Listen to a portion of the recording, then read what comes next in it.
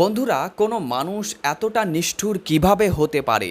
এই ভিডিওতে দেখুন, যেটি আপনার স্ক্রিনের উপর সাইডে চলছে। যদি এই ছেলেটি ঠিক সময়ে সেখানে না পৌঁছাতো, তাহলে এই মায়ের সঙ্গে এমন কিছু হয়ে যেত যা আমরা কল্পনাও করতে পারি না। ভিডিওতে দেখুন, একজন মানুষ ধারালো অস্ত্র নিয়ে নিজের নিষ্পাপ সন্তানকে আর স্ত্রীকে তাড়া করছে। যদি ওই যুবক সময় মতো না পৌঁছাতো, তাহলে হয়তো সে ওই মহিলাকে মেরেই ফেলতো। এক অসহায় মা নিজের শিশুকে বুকে জড়িয়ে রাস্তায় দৌড়াচ্ছে শুধু নিজের প্রাণ বাঁচানোর জন্য। আর সামনে থেকে যদি এই ছেলেটা না আসতো, তাহলে হয়তো আজ আমরা এই মহিলার ছবি হাতে নিয়ে ইনসাফ চাইতে বেরিয়ে যেতাম। এই কারণে ইসলাম আজ থেকে 1400 বছর আগে এর চিকিৎসা বলে দিয়েছেন। কারণ এই ঘটনার ভেতরে দৃশ্য সত্যি এমনই ছিল যা দেখে আপনার আত্মা কেঁপে উঠবে। বলা হচ্ছে এই ভিডিওটা বাংলাদেশের এবং বর্তমানে সোশ্যাল মিডিয়ায় ব্যাপকভাবে এই ভিডিওটি ভাইরাল হচ্ছে।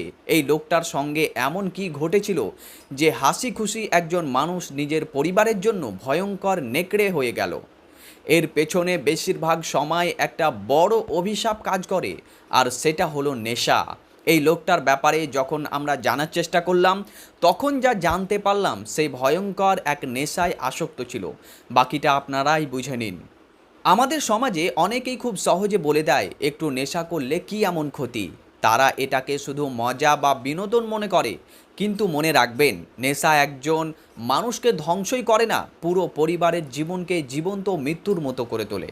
যখন কোনো মানুষ নেশার মধ্যে থাকে, তখন তার ভেতর থেকে মানবতাই হারিয়ে যায়। সে ভুলে যায় কে তার স্ত্রী, কে তার সন্তান, বা কেই তার মা। আর ঠিক এমনটাই আমরা এই ভিডিওতে দেখলাম। সে কিভাবে পশুর মতো তাদের পেছনে ছুটোছুটি করছিল। আল্লাহ শুকরিয়া যে ওই যুবক সময় মতো এসে তাদের বাঁচিয়ে দিয়েছে।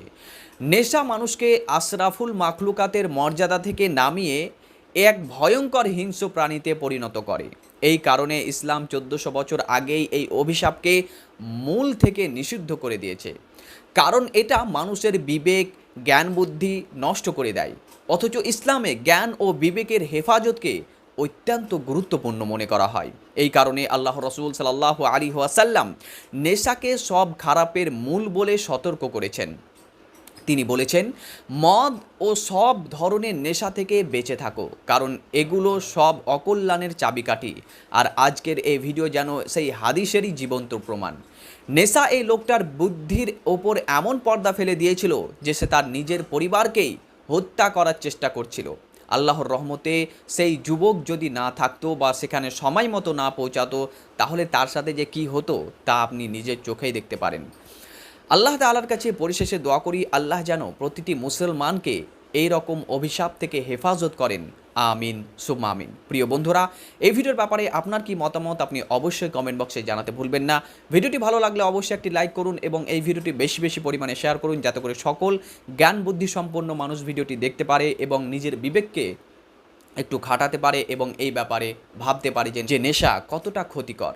আজকের ভিডিওতে এই পর্যন্ত। দেখা হবে আপনার সাথে অন্য আরও একটি ভিডিওতে। ততক্ষণ পর্যন্ত নিজের খেয়াল রাখবেন, সুস্থ থাকবেন। আল্লাহ হাফেজ।